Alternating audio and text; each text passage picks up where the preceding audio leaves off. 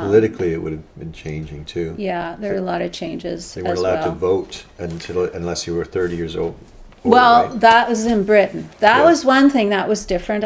That is an interesting tidbit, is that the U.S. was ahead when it came to suffrage issues. In 1920, I think it was when the women were legally allowed to vote at 21 or 19. I think it was 21. But in Britain, they were only, in 1923, you had to be 30 years old as a woman in order to vote, plus you had to have some property. You had to qualify in some property situation. So you either had to own property, you had to be leasing property, you had to be married to someone who owned property. And so basically it meant you had to be 30 years old and money. You had to have some money.